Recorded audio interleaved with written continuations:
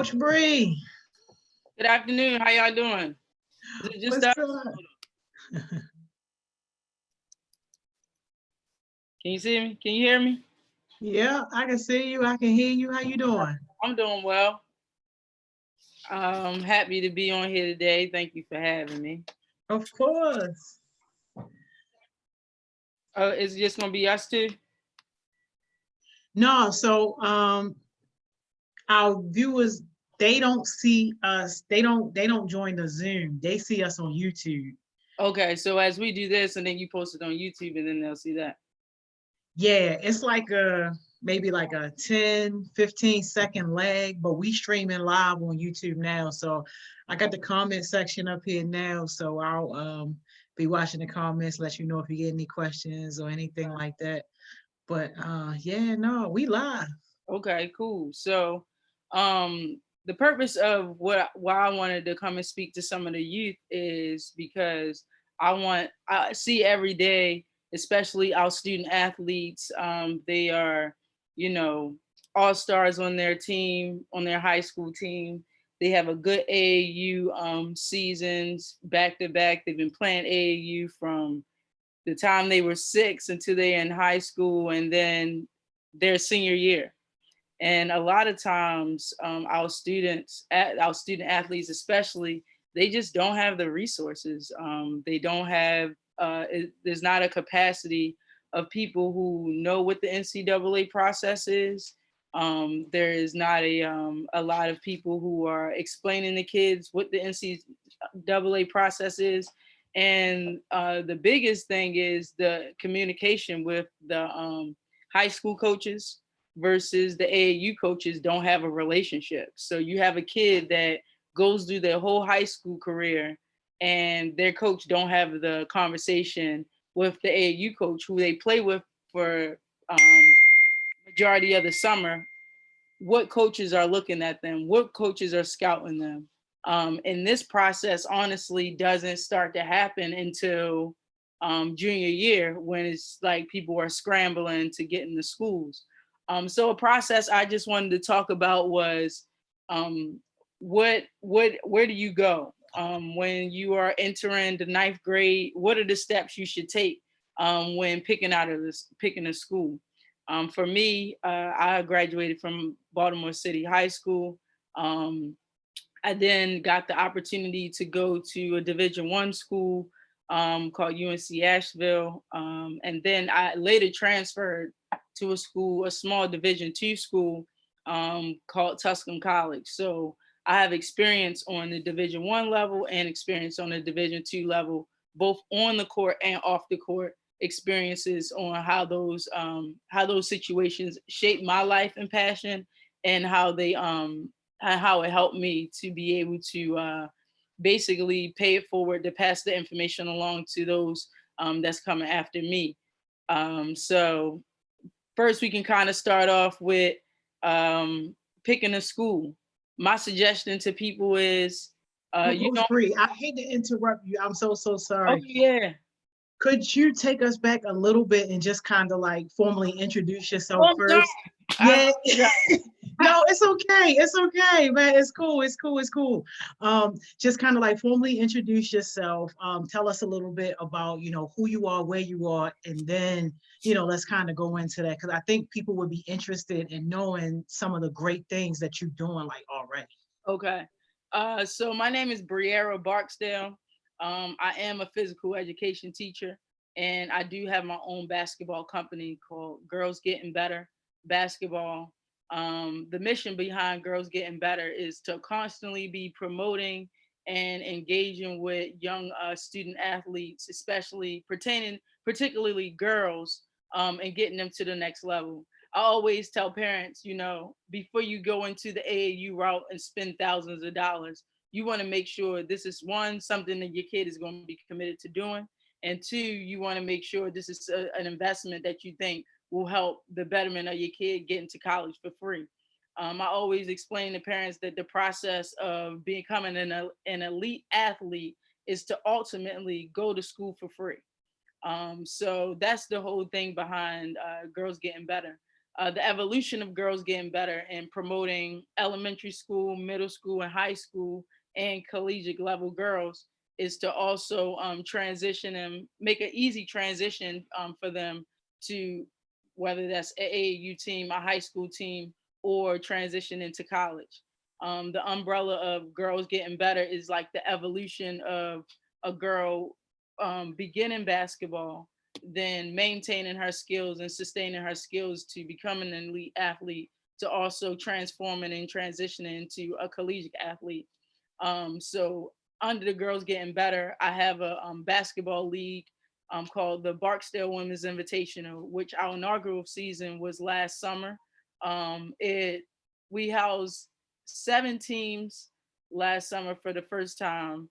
It was NCAA certified, so Division I players could play and participate. I also had 2 live periods where coaches and agents can come and scout prospective student athletes and up and coming professional athletes as well. Um, I love what I do. I've been passionate about sports ever since I started playing sports. And when I transferred to from UNC Asheville to Tusculum College, um, I studied sport management, and that's where my passion truly began. During that time, I got a chance to be the president of our sports club, and that allowed me to get in the door with the NCAA. In 2013, I was able to go and represent my school as an official leader to the NCAA Career in Sports Forum. That was in 2013. They picked almost 350 student athletes from all across the country to come represent their school. That's what really opened my eyes to athletics, and just being an activist to the youth. That if the Division I scene or dream is, if that's your goal, well, here's the steps to take it. If the Division II school, if that's your goal, well, here's the steps to take it. So I just felt a sense of I guess pride and due diligence to give people, especially people in my community, this information, so they would be best prepared to go into college and get a free education, come out loan debt free, and to transition into the workforce or professional world of sports. Um, After I got into the NCAA Sports and Careers Forum, I began to engage in understanding the power of a network. So going back to my regular lifestyle, I was still in college after I went to that network, and I began to trying to create my own sports deck. Who do I know? And a lot of times when you get older and when you start to get into this business of sports, and even of politics and any other things that you are passionate about, you start to think about like it's not about what you know, it's who you know. But then there's a step further to that, is about who knows you. Because you can say you know this person and you know that person and you connected to this person, but how well do they know you? And what can they say about you when you're not in the room? Are you afraid to be held accountable? Are you a good teammate? Are you a good person? Do you work hard? Um, like the list goes on, but is always character checks on, are you suitable to fit in their program? Should they take a chance on you? So after I went back and kind of figured that out, this is what I wanted to do. I landed my first internship with the SoCon, that was down in South Carolina. That was the league that Steph Curry was in, that he played college ball in. And I got to intern with them and like basically do their whole championships and everything like that. In addition to that, I then landed my first dream job, which was like a truly, like, it was a blessing for me to do this. But on my first job ever, I got to work in the NBA with the Atlanta Hawks. Wow. Yeah, they took a huge chance on me because I was just coming out of college. I had a lot of energy. I thought I knew a lot, but I was so hungry to want and to know more about the industry and just be rubbing shoulders with people at that capacity. Um, During my time at the Hawks, I was there for 3 years. Um, I was uh, I was Employee of the Year there in 2016. I then transitioned over to the WNBA where I worked with the Atlanta Dream, and I basically administered their practice facility at Riverside Epicenter. Um, I really just wanted to one. I really aspired just to be an executive in the sporting industry, whichever capacity, whether that was front office in the WNBA or NBA, or coming back home, just moving around to coming back home to Baltimore. I had left Baltimore for almost 8 to 9 years, just on my journey in college and pursuing what I wanted to do in sports. And give me 1 second. No, you good. You good. I got a couple questions too You do? lined up for Okay. you once we wrap this. Oh yeah, Okay, yeah. cool, cool, cool. I like questions. And I came back home to Baltimore in 2017, and I was just on a mission. I wanted to, instead of trying to go and be a part of a sports organization, top executive, I wanted to create a brand where those sporting companies would be coming to me and asking me, what I could do for them and how I can better their company. So I started with Girls Getting Better, and then that transitioned to the Barksdale Women's Invitational League, and we just been rolling ever since. I'm actually about to graduate with all this Corona stuff. I don't know how that's going to happen, but I'm in good spirits, and I have a lot of faith that even if just we get our certificates and I'm able to impact, because what I've been learning in graduate school is how to measure impact, and just actually being intentional about the strategies and intentional about what my goals are, and implementing different strategies to reach those goals, and kind of just measuring where I'm at and where I want to be, and who I'm impacting and how much I'm impacting those people um, in their life. So I'm just like, I'm grateful to be here. If y'all do not know, I am interning with Miss Joni and HeartSmiles. I'm happy that they've allowed me to, you know, fulfill my last internship before I graduate. It's been fun. It's been innovative to be around somebody that's so strong-willed and so passionate about our community and about the youth leaders in our community, because we have a lot of resources that are sometimes catered to people. I don't want to say handicap, but I like that HeartSmiles are looking for the leaders in our community and shaping them to being better leaders for tomorrow. So that's one of the things that I've really loved about being a part of this organization. Everybody is hands on. There's you really, I mean, Joni is the head honcho, but it's just like everybody knows and has a place and has an objective and has a responsibility, and that's very promising for our future leaders. Thank you so much. Thank you so much.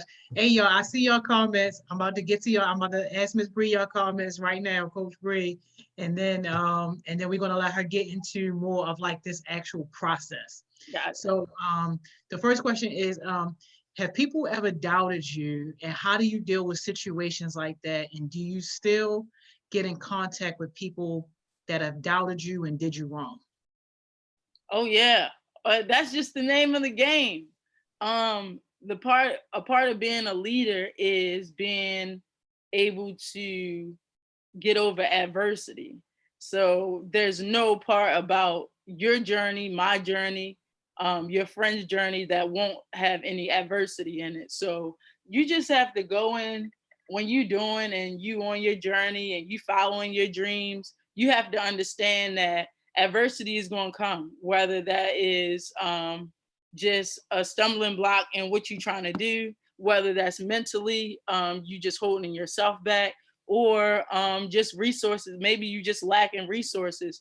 I try not to really pay attention to haters, but they exist. So you like, what do? You know what I'm saying?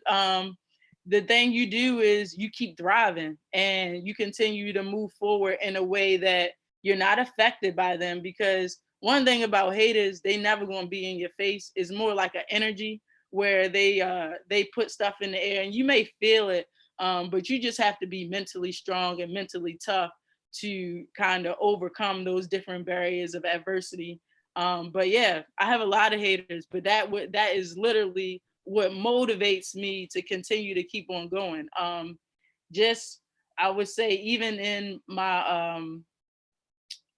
journey, or my journey as a student athlete, when I was at my Division 1 school, it was just like, you know, people hated the fact that I was from Baltimore. I had an accent. I was unapologetically Black. I was at a predominantly white institution, and I was keeping up. I wasn't just keeping up on the court, I was keeping up academically. I was keeping up, and being in different spaces with different people. And sometimes people didn't like that. But it didn't do anything but fuel me to want to prove them wrong. Not necessarily prove them wrong, but just prove myself right. Like, Briera, like, you're betting on yourself. Continue to bet on yourself, and everything's gonna fall in place. So I think that when you are consumed by haters, just refocus yourself to just, kind of see what your purpose is and align yourself with your purpose. And I think that will kind of um deteriorate the negative thoughts in your mind to worry about what somebody else is thinking about you, or where somebody else is preferring that you go or be. I would say just align yourself and stay true, and write it down. Like, don't just say stuff, oh, I'm gonna do this, oh, I want to be this. Write it down. Like, I have so many books, like so many books, like, of just they're just writing stuff down. This is a book. This is my self-care book. This is my finances book. This is a book where I was just writing down all my goals. This is done. I got this book when I first started teaching in 2018 at the Teachers New Institution. So that's just goals. These are like books that I just write in all the time. So I just constantly am bringing my goals and dreams and ideas to life by literally writing them down. And when you write your goals down, have some strategies. How are you going to get to those goals? Because you can say, oh, I want to brush my teeth every night.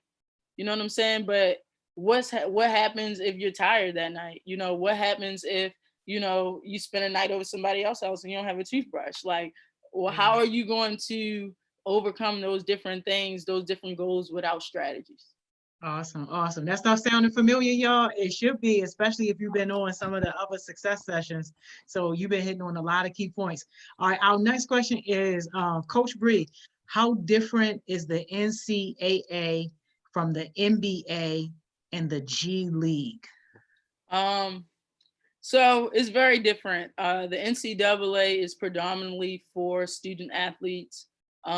Is a collegiate collective, I guess you would say, is a collegiate collective bargaining agreement with institutions and student athletes, where they are hand picking you to come to their institution and perform both academically, perform both on the court, and perform as somebody that's representing their institution.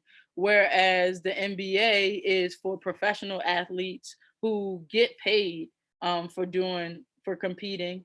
And the G League is like a transitional league where maybe you don't make the professional team, but they want you on the G League team, and they can bring you up from the G League. So I wouldn't say every team has a G League. So a G League is kind of like JV, like junior varsity, where you know how when you have a junior varsity team, you may have at the end of the season someone who has been doing exceptionally well, and they like coach like, oh, I want to bring him up for the playoffs. So that's kind of how you could look at the G League. the NBA are basically, you can't have any agents for the NCAA. They are just about to pass the law in the next 2 years that um, you can have what is it, sponsorship. Like you can be sponsored by an outside source, but with the NBA, you can get sponsors and you can be, I guess, what is the word I'm trying to say? I forget. Dang, I can't. I got stuck. But with the NBA is different than the G League because the G League is like a secondary transitional league before you get to the NBA, and the NCAA is for college students only. I guess that'd be it. Cool. Yeah. Next question is, how was your college life, dorm life, educational life? Sometimes people say college have a lot of parties and it's okay to enjoy fun, but not too much fun. What's your take on it? So I went to a predominantly white school institution. Did I party a lot? No. I would say yes, but no. I believe that it's just all about balance. Like if you are there, so if you're there as a student athlete and you're getting paid, I mean, and they're paying for you to go to school, your life is totally different than a regular student. So in that case, sometimes you won't have the luxury of going to parties just because you're just so tired.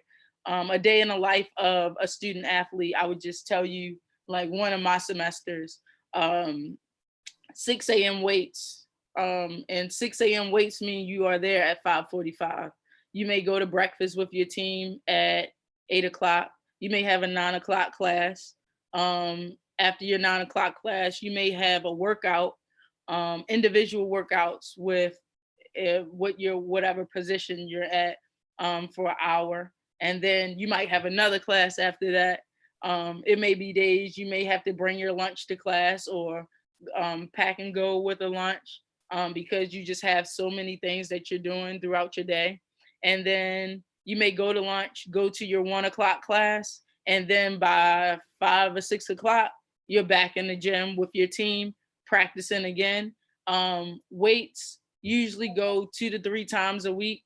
You still just in the fall season, I'm just talking basketball or any type of preseason, you're not really playing the sport, but you're getting ready to get in shape for whatever sport that you want to play. And that mentally can get really, really hard. And you just don't want to be partying around that time because you are mentally in a space where you have to be strong up here. And those different substances, different people energies, just relationships, having different relationships, and it don't have to be intimate, just being peer pressured by a friend that doesn't play sports but you play sports, and just getting kind of caught up in that can be stressful.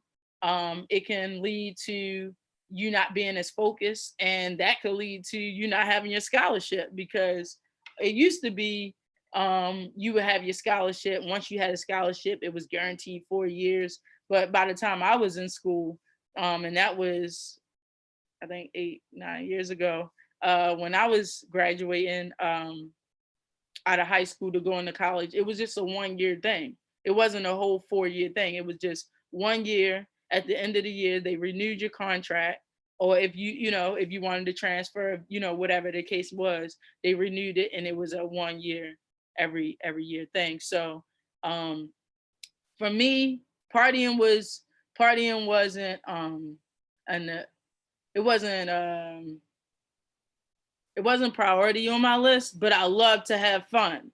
Don't get that wrong. I love to have fun. And I think what you should try to mostly do in college is not think about the partying aspect, but think about the relationships that you're building with people where you can go visit them.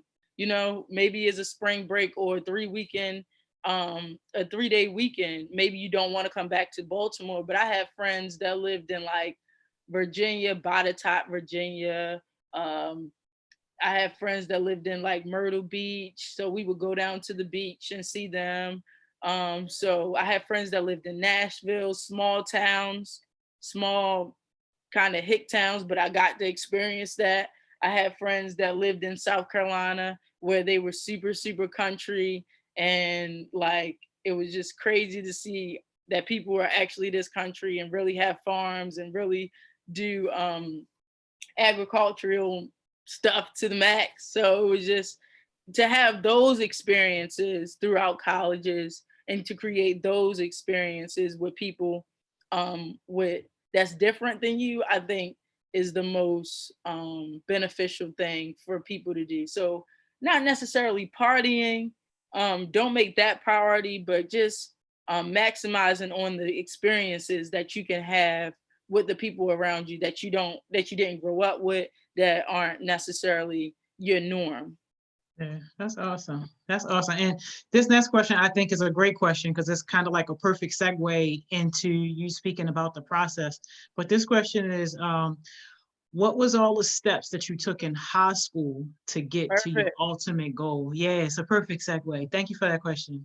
Perfect. So I actually have a PowerPoint that I'm just going to go over, and we can just kind of talk about it. So the eligibility process. Um, Did you want to put the PowerPoint on the screen? I can't. How do I do that? Oh yeah, you can put share my screen. Okay, let's see. So I'm not the most tech Mm-hmm. person. No, it's all good. Neither are we. We just here learning. Y'all want to see the PowerPoint, right? We about to get the PowerPoint on there All so right, you guys can see it. I think. Yeah, this is it. Can you see it? Yeah. Cool, cool, cool. Let me get some of this. Okay, so this is the other piece of the PowerPoint. Okay, hold on. Let me bear with me, y'all. I'm sorry. You All right, good. all right, that is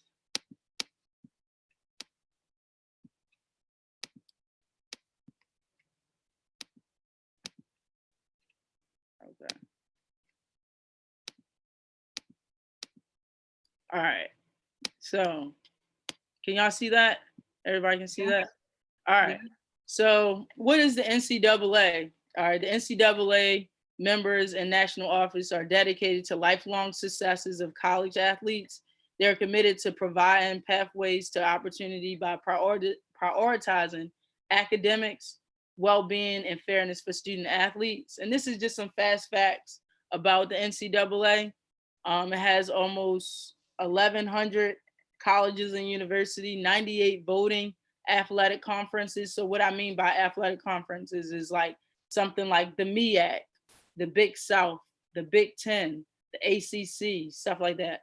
And 38 affiliate organizations, almost 500,000 student athletes, um, about 19 19,500 teams, 90 championships, 24 sports, and 3 divisions. So you have Division 1, you have Division 2, and you have Division 3. You also have another component called the NAIA. Um, and I can kind of get into that a little bit later. So kind of to talk about what what you need going into the ninth grade and planning for ninth grade year. It encourages you to start planning as soon as possible. Find your high school list on the NCAA approved core courses, which is this right here, this eligibility course list, and sign up for a free profile page for the eligibilitycenter.org for information on NCAA requirements. So you can go over here and it has division one courses, core courses. So in total, you need 16 core courses. You want to take four years of English, 3 years of math, 2 years of natural physical science, 1 year of additional English, math, or natural physical science.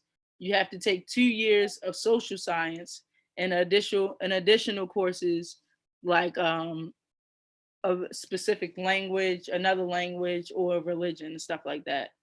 Um, for Division 2, you only need 3 years of English, 1 year of math, 2 years of natural physical sciences, and 3 years of English, math, and natural physical sciences, 2 years of social studies, and 4 years of additional courses like language arts, foreign languages, and religion or philosophy.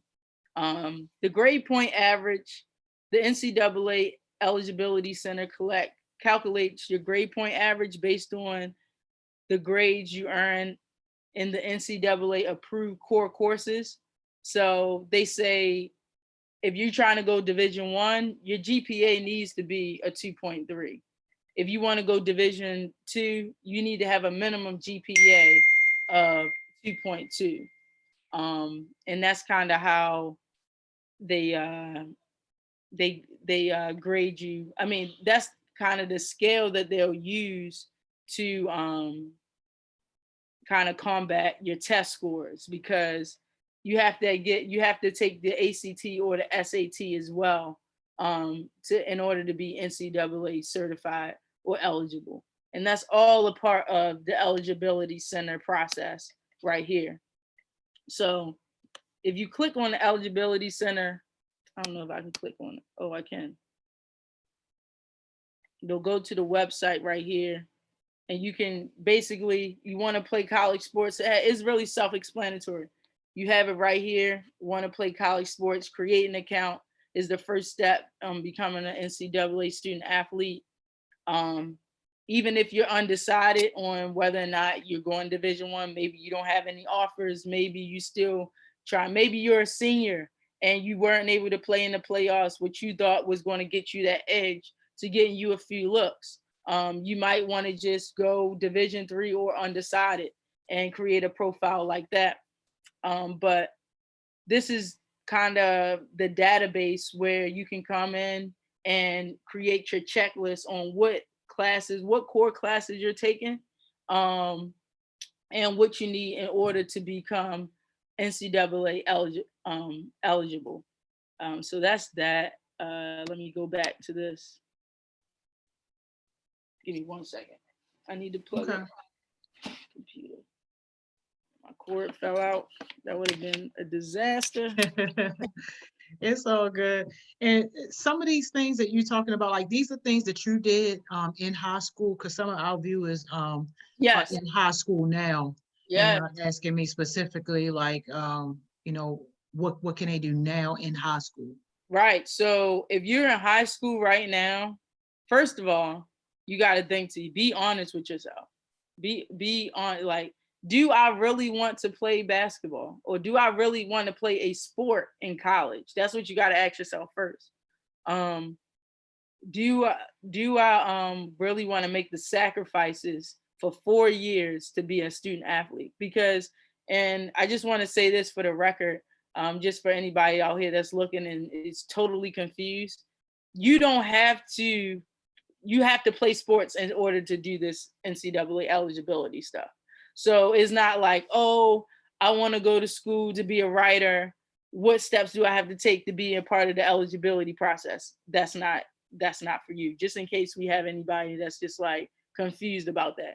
The NCAA process are for student athletes that want to play Division 1, 2, or 3 sports. I had to undergo this entire process, and I think the $1 million question is always just, how much are you willing to sacrifice? Are you willing to sacrifice your body? Are you willing to sacrifice being away from home? Because maybe it may be a situation where, okay, I don't have any, nobody has, I'm from Baltimore. I played 3 years. I'm going into my junior year. I'm going into my senior year, and I just don't have any looks, Coach Bree. Nobody has reached out to me. What should I do? And I would say that you just want to be proactive. If you haven't already, get some game film.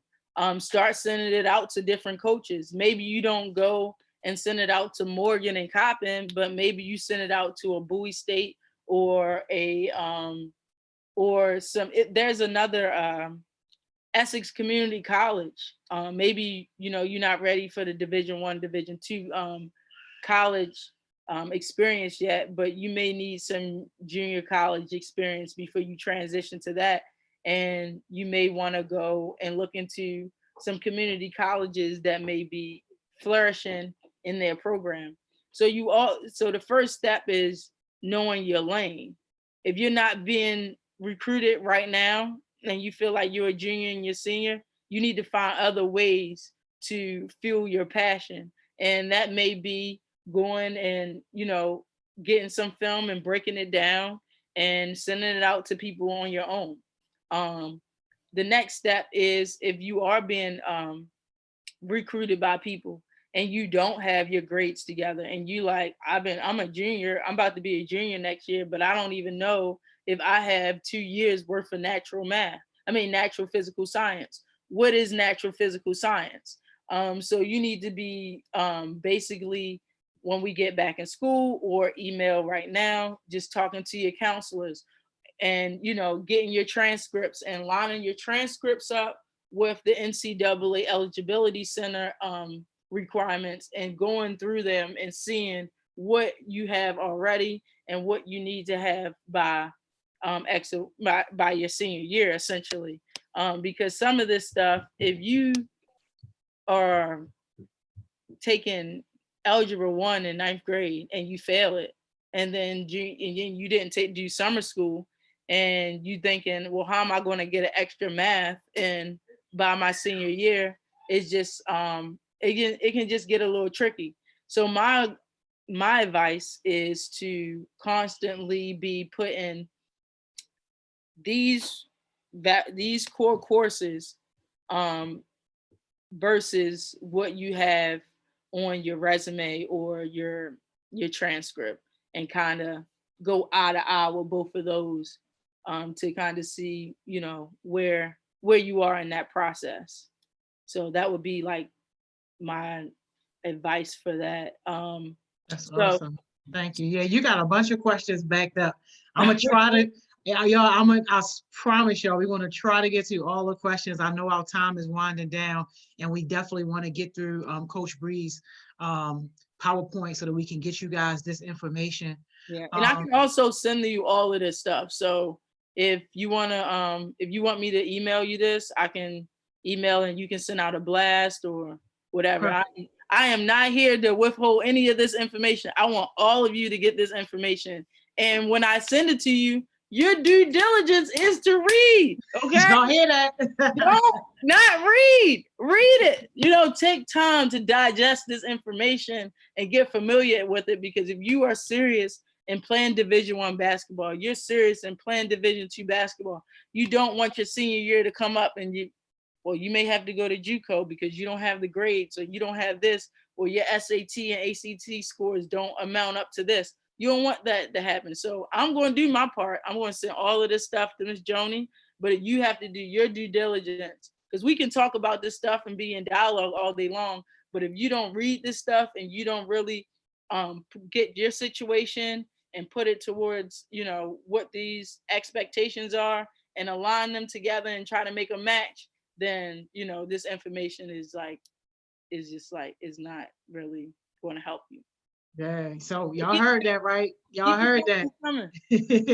Y'all heard that. So all I'm gonna ask is that anybody who wants a copy of the PowerPoint, just drop your email in the HeartSmiles DM on Instagram, or just drop your email right here in these comments if you want, and I'll make sure that everybody gets emailed the PowerPoint.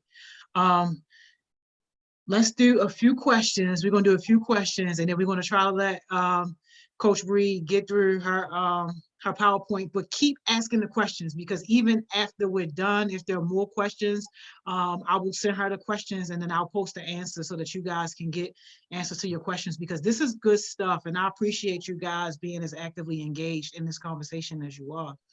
All right, so Coach Bree, this question is, did you have to adapt to new environments, or was it basically kind of like the same for you? No, I had to adapt. Did you not hear me? I went to a predominantly white school, and I think when I got there, it was only 100 Black people on campus. Mind you, I was fortunate enough coming up that my mother prepared me for situations like the one I had when I went to college.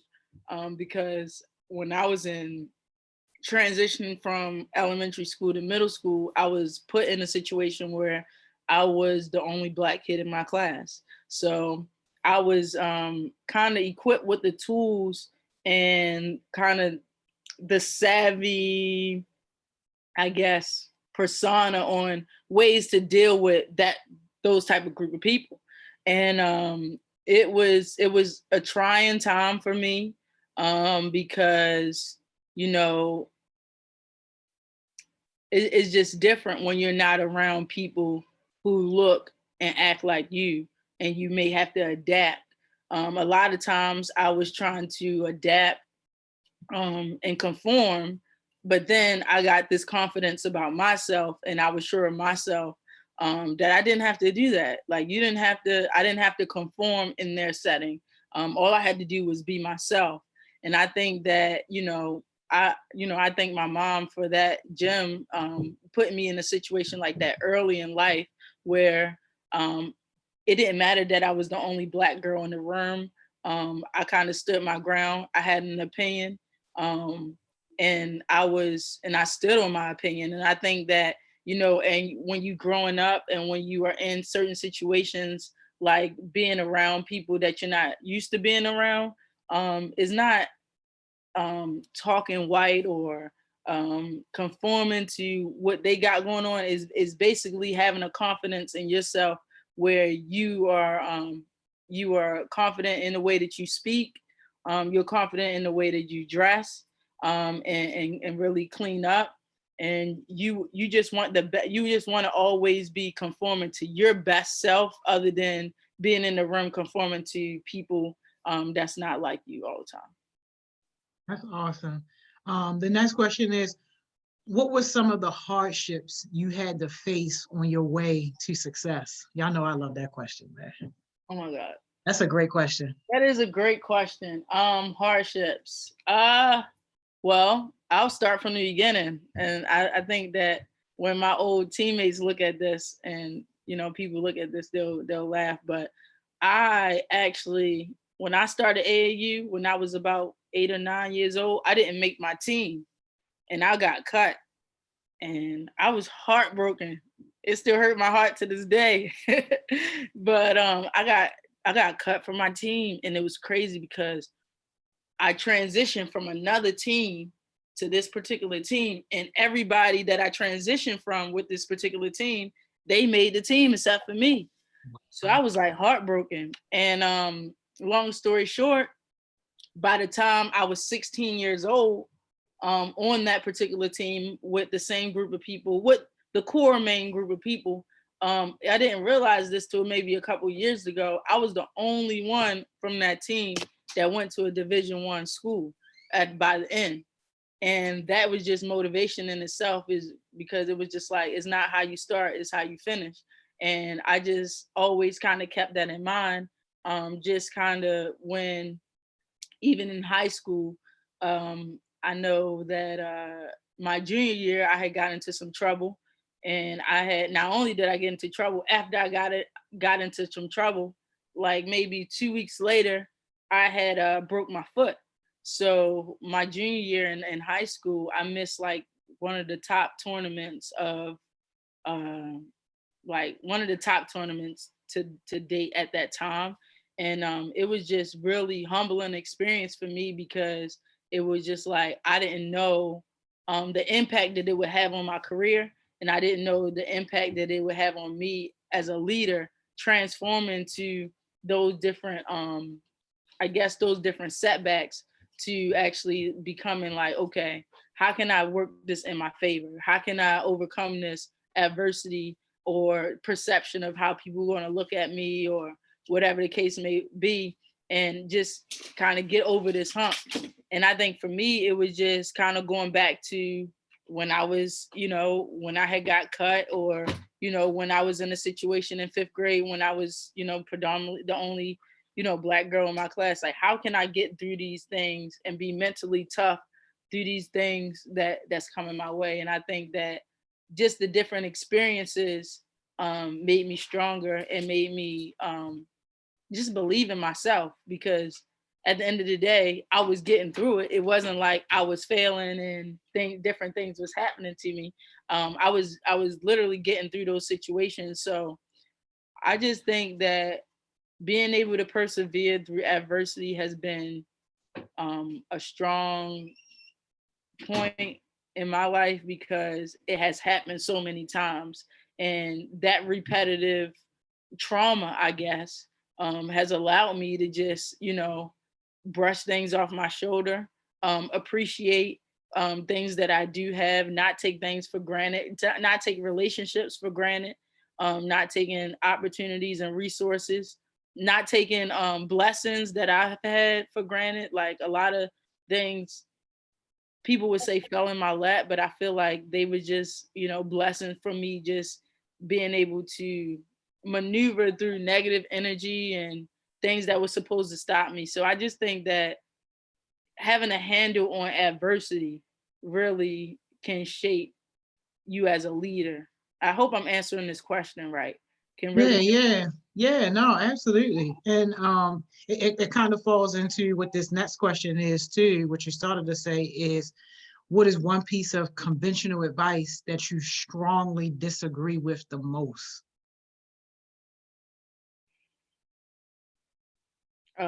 this is good. Yeah, y'all got some great questions, man. I'm trying to tell you, Hey, don't wait for our people. young people are smart. Yeah. I would say don't wait. Don't wait for it to come to you. No. Go out and get it. If you believe in something and you feel like God has really placed it in your heart for it to come true, it don't matter what everybody else is saying or how everybody else is perceiving it. You have to really just dig deep into yourself and believe in yourself to go out there and do it. So I think that when people, oh, wait for it, it's going to come. No, you got to get up and you have to grind and you have to go get it, because if you don't, you're going to be waiting just like this. Right. And then, people who are grinding, people who are doing it and trying to get it, you're going to be like, well, why are they doing and why this and that? And it's because they're not waiting. So don't wait for anybody to write your story.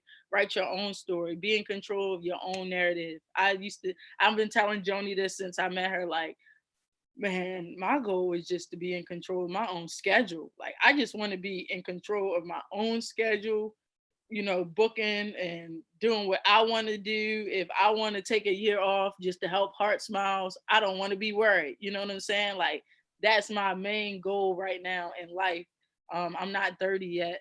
A lot of people I know a lot of the young people are going to be like, I thought she was 21. Because I get that all the time. But I am almost 30, and my goal when I turn 30 is really to be in control of my own life, be in control of my own schedule, be in control of my own finances, just be out of debt.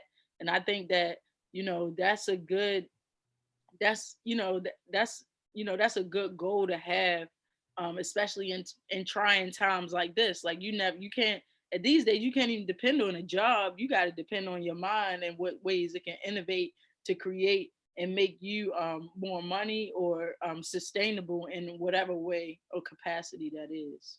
Yeah, that's awesome. And this question is, what do you do to gain self-awareness when everyone is out to flatter you?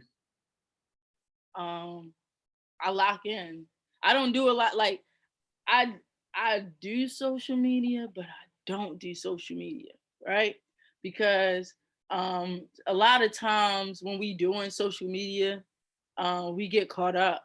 I'm caught up in, this person just did that and this person got this. And I just think that I've just really buckled down, and it just, like, life is really about discipline, and you're going to get what you deserve with the amount of discipline that you put in. That's what I think. And I think that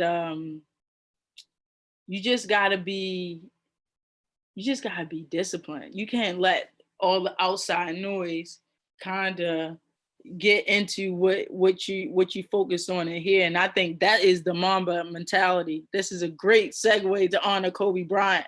Rest in peace, Kobe and Gigi. But I think the Mamba mentality is having that the tenacity to block the noise out and to really lock in and focus on your dreams and aspirations. So I would say I just slow down on the social media. I slow down. I don't accept negativity. So my aura don't even let people around that has negativity. And I know we always are, and we are in a day where we talk about the new words are kind of like toxic and negativity and stuff like that. But it's just like, are we just saying that, or are we creating boundaries where we don't allow that stuff to even hit us? And I think that if you just create boundaries within yourself, out of respect for yourself, and that's the best form of self-care, is like just creating boundaries where you don't let people say anything to you. You don't let people dictate how you feel on which way you want to go in your beliefs. But you just have like this kind of strong sense of self-will and confidence in yourself that what God has put in my heart is going to come true. Because why would he put it in my heart for it to be fit? So I think that, just in a world full of social media, just take 2-3 days out the week and just don't get on there. Like you're not gonna miss anything, and if you do, you can always go to the shade room for a recap. So like I think that we just got to be real disciplined about what we putting in our minds, what we looking at. And I don't mean to get super spiritual, but I am a spiritual person. I just take I take time and I pray. It was important oh my God, I'm sorry, my bad about this. This was the most important thing I did in every city that I went to. I always found a church home. At every city I went to, I found a church home. And I think that will help people in their journey. If you are going away for school, or if you are just feeling like you by yourself, find a church home. Because we could pray. You can pray by yourself. There's nothing wrong with having, a space where you can kind of let that all out in the comfort of your own home or car or shower. But it's nothing like being in the presence and being around people who feel that same energy and kind of feeding off of them. So I would say, especially have a church home wherever you go. I know I did, and I was in 4 different states, and I had a church home in every state that I went to. Wow, that's awesome. Thanks so much for that. Y'all, we getting really, really close to our time. We got about 10 minutes. Bree, can I ask, can you try to maybe go through the PowerPoint maybe for like 3 or 4 minutes, and then we can close with some questions, because we got another really good question coming through. So thank y'all so much for this. Is my screen still shared? Yep. Okay. So here is kind of, and I'm gonna so we went to the 9th grade, right? We talked about 9th grade, starting to plan now, take right courses and earn the best grades possible. You want to actually go to the eligibility center course and course list and register so you can have your own profile. The next year in 10th grade, if you fall behind academically, ask your counselor. Like I was saying, build these relationships with your counselors so they can help you identify what courses you need to take in order to be eligible for the NCAA. Register for a profile page or certification account with the NCAA Eligibility Center. We clicked on that link. It takes you right to the Eligibility Center where you can make your own profile and continue to kind of keep track on what you're doing. At the end of the year, ask your counselor at each high school program you attend to upload your official transcript to the NCAA Eligibility Center. So you want to make sure after year 2 in high school, 10th grade, you're downloading your transcript to the Eligibility Center with the account that you made in 9th grade, because the account that you make in 9th grade is going to have a course list of everything you need to take. Then in 10th grade, you're going to go back to that account and you're going to upload your transcript. So that way, is already in the eligibility center. If there's any questions, you can reach out. And the NCAA is phenomenal. I don't agree with everything they're saying and everything they do. I did personally meet Mark Emmerick myself. I have a lot of colleagues that work with the NCAA. I've been on their campus. They do mean well, but we have to comply with what they are, how they align their rules and regulations, so we won't run into other mishaps when we're going through this process. So the 11th grade is important.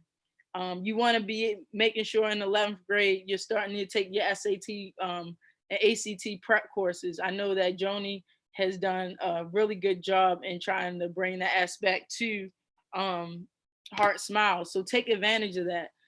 SAT and ACT prep, people are paying big money to get those courses in with students. And Oh, please say that again. yeah, Please say that again. and you know what? The predominantly white families are paying for it. So when y'all have an organization like HeartSmiles that's offering free SAT and ACT coursework, you got to jump on it ASAP. Like that ain't like, these people are paying probably like $250, maybe $500 a session for this SAT and ACT prep courses.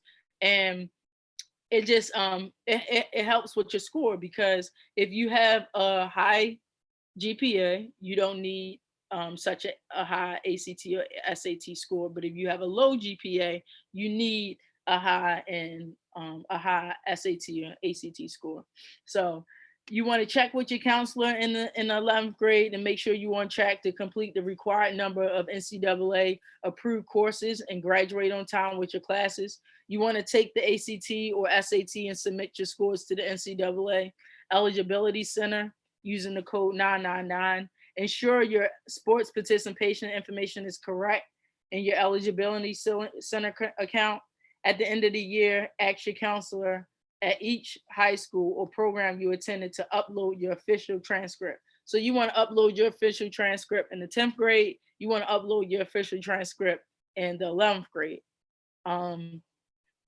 In the 12th grade, you want to complete your NCAA approved core courses as you prepare to graduate. You want to take the SAT. You want to request your amateurism certificate beginning April 1st, fall enrollment, or October winter spring enrollment in your NCAA Eligibility Center account at the eligibilitycenter.org.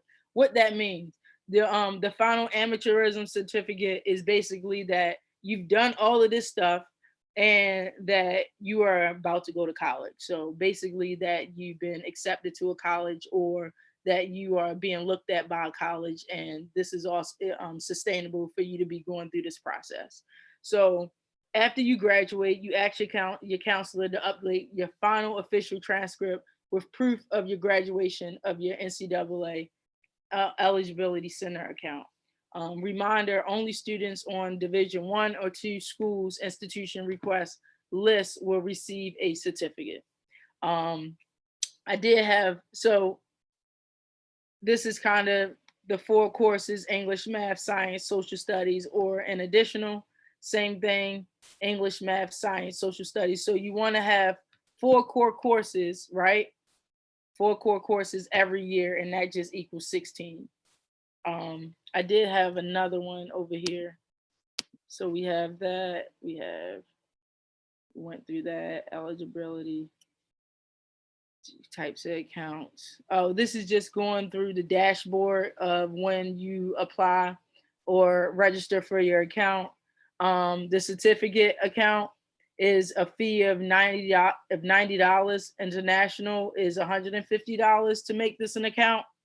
To say you're part of the NCAA process. Let's see. Oh yeah, this certificate is required for signing the national letter of intent. This is for Division 1 and 2 schools. So usually how it works, how they were talking about the September, October deadline, if you have been accepted to the school, you usually sign a national letter of intent form I did go through this process when I was in college. I actually had a little ceremony with me and my mom and my teammates, and they came and I signed my national letter of intent. It was actually a very, very special day. Do not take that day for granted. Make sure you telling your family about it. Make sure your teammates know about it. If it's going to be in the library, if it's going to be after school, make sure people who have been in your corner are invited, because it's really like a way of sending you off to college, a small token um, or gesture from your teams and the institution that you're graduating from high school. Um, that's what the core course is. Training.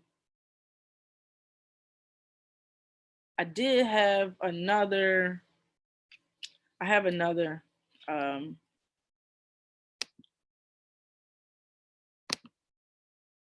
no, we went over that.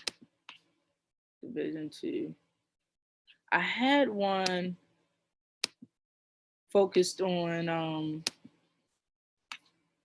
Oh, here it is. Okay. So if you're thinking like, well, what do I have to do? What if my GPA is this? So if you are looking at a 3.0 right here, let's say you looking at a 3.0, then this is what you will be qualified to get a full scholarship, right? So if you wanted to get a full scholarship at a Division 2 school, you would have to have a 3.0, a SAT over 550, ACT over 44. So that's kind of how that goes. And then you can see that the lower your GPA is, the higher you actually have to score on your SAT. So that's why it's so important right now for my 10th and 11th graders, especially, and even ninth grade, you may be ahead of the game for you to get into those core courses and really try and do your best, because you don't want to get down to senior year and you only got a 2.2 and you expected to get a 910 on the SAT or a 69 on the ACT.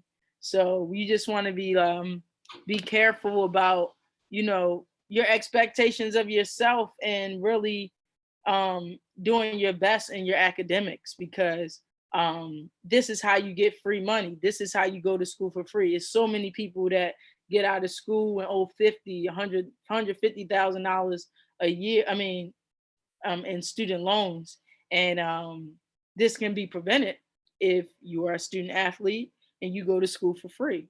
So, like I said, I'm gonna be sending Joni all of this stuff. If you have any questions, any additional questions, please do not reach out. Please do not be afraid to reach out to me. I can be reached at on Instagram, email, whatever. I think Joni did tag me on the HeartSmiles page. So if y'all want to shoot me a DM, I'm very receptive. If anybody is interested in working with girls basketball, I'm receptive with that as well. Any questions you have, I'm right here. Awesome. Thank you so much, Coach Bree. I know we're about 1 minute past our time, but I'm gonna ask this last question for you to close us out. If you could close us out in like 30 seconds, I think it's a powerful question. It is, can you talk about what you will have to give up in order to make room for your goals? You will have to give up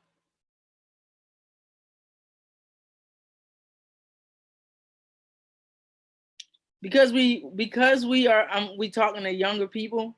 You're gonna have to give up being cool, and I say that in the most cool way I can, because it's so many people that try to be cool and miss out on opportunities, miss out on resources, miss out on relationship building because they want to be cool and they want to fit in. So I just say,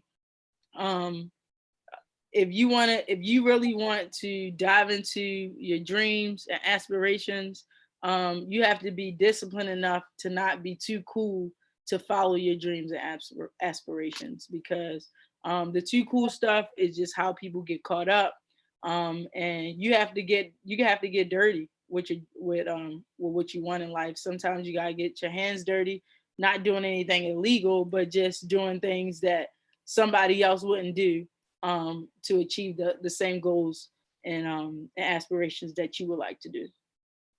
That's awesome. Thank you so much, Coach Bree. It's been an absolute pleasure. Thank you, all the young people that tuned in and asked some amazing questions. You guys really helped this conversation be even more fruitful, helpful, and insightful. So with that being said, we are done for today with Success Sessions. Anybody that's joining us for Thriving Thursdays, we'll be back on here live starting at 6 o'clock for Thriving Thursdays, and then we'll be here tomorrow morning, 10 a.m. Y'all already know Miss Simone's gonna kick us off nice and powerful for the next set of Success Sessions. So thank you so much, Coach Bree. No problem. Thank you all for having me. I really appreciate it. This was awesome. Don't be afraid to be great. You know, don't be afraid to be great. There's a lot of average people out here. Let them be that, but don't be afraid to be great. Yeah, that's a great note to end on. It's a lot of average people out there. Let them be that. Don't be afraid to be great. I love it. Thank you so much, Coach Bree. No problem. Y'all have a good one. All right, you too. Bye-bye. Bye. How do I do this?